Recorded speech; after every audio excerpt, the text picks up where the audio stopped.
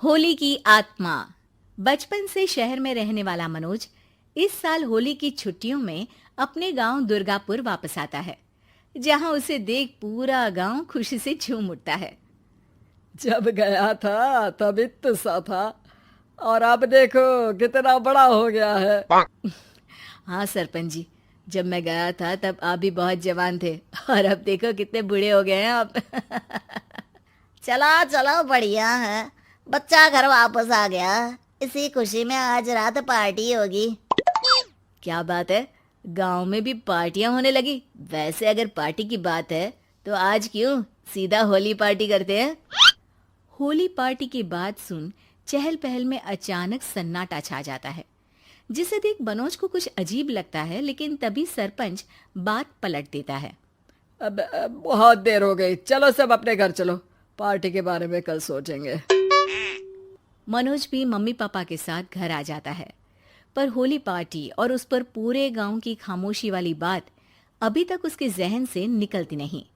पापा, होली पार्टी की बात पर सब चुप क्यों हो गए थे? अरे होगी उनकी कोई अपनी बात, मुझे गांव की पंचायत ही थोड़ी पता है। थक गया हूँ, चलो सो जाते हैं, कल बात करते हैं। पापा की बात मानते हुए मनोज भी सोने चला जाता है। आज तो छुपा लिया, लेकिन हफ्ते बाद जब होली का दिन आएगा तब इसे कैसे रोकोगे? अगली सुबह सूरज के साथ ही मनोज भी गांव घूमने निकल जाता है, जिस पर रास्ते में उसे अपनी ही उम्र के कुछ लड़के भी मिलते हैं, जिनसे दोस्ती कर अब वो उनके साथ घूमने लगता है। इसी तरह कुछ दिन बीत जाते हैं और होली नजदीक आने लगती है। दोस्तों, होली में 4 दिन ही बचे हैं, पर गांव में उसकी कोई तैयारियां क्यों नहीं दिख रही? क्योंकि यहाँ होली नहीं मनाई जाती।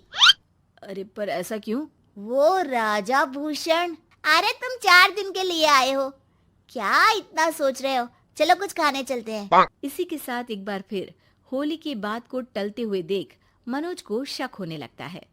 वो घर पहुंचते ही इंटरनेट पर अपने गांव और राजा भूषण के बारे में जानकारी निकालने लगता है। क्या? मुझे आज तक ये नहीं पता था। ऐसा कैसे? किसी ने मुझे कुछ बताया क्यों नहीं?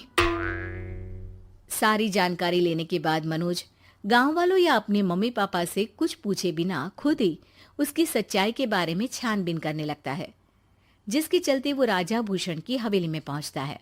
वाह, क्या हवेली है यार। पर क्या यहाँ सच में कोई भूत है? हेलो भूत जी, कोई है क्या? हम इस साल गांव में होली सेलिब्रेट कर रहे हैं, क्या आप उस पर थोड़ा इंटरव्यू देंगे?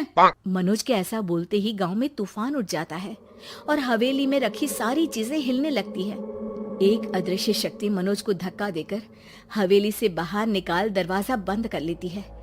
ये सब देख मनोज हैरान रह जाता है। क्या अभी मुझे हवा ने धक्का देकर बाहर निकाल दिया?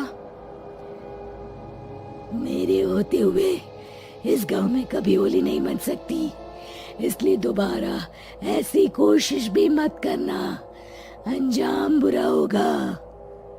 आवाज सुन मनोज हैरानी से इधर उधर देखने लगता है, पर उसे कोई दिखाई नहीं देता।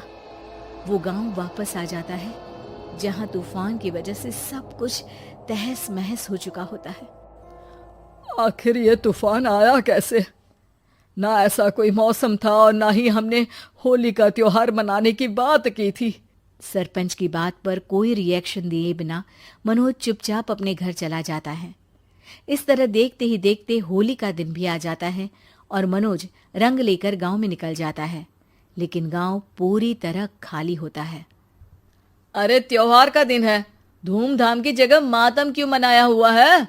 मनोज की आवाज सुन सब अपने घर की खिड़कियां खोल के घर के अंदर से ही उसे वापस जाने के लिए कहने लगते हैं, पर वो किसी की नहीं सुनता।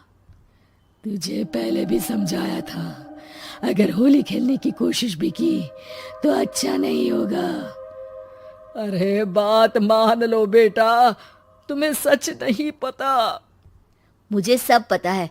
सालों पहले इस राजा ने एक अंधविश्वास फैलाया और आप लोग आज तक उसे मानते आ रहे हो। अरे बेटा, जब तुम पैदा भी नहीं हुए थे उससे भी बहुत पहले से इस गांव पर होली का श्राप है। अगर गांव में होली का त्योहार मनाया जाता है तो प्रलय आना पक्की बात होती है। राजा भूषण इस सब में नहीं मानते थे और त्योहार मनाने लगे, जिसके चलते होली वाले ही दिन पहले उनके बेटे की और फिर उनकी मृत्यु हो गई। तभी से गांव की रक्षा के लिए उनकी आत्मा उस हवेली में रह रही है। सबकी बातें सुन मनोज उलझन में पड़ जाता है। सोचना भी मत मनोज, अगर तुमने इस परंपरा को तोड़ने की कोशिश भी की तो उसका परिणाम इस गांव और गांव के लोगों के लिए अच्छा नहीं होगा। मुझे भी यकीन नहीं हो रहा कि आप लोग एक बेतुकी बात को मानकर सालों से रंगों के त्योहार को मातम की तरह मनाते आ रहे हो। मनोज किसी की कोई बात ना मानते हुए पूरे गांव में रंग बिखेर देता है, जिसके तुरंत बाद वहां तूफान के साथ बिजलियां गरजने लगती है। अचानक मौसम में ऐसा बदलाव देख जहां मनोज कंफ्यूजन में आ जाता है, वहीं गांव वाले डर से सहम जाते हैं।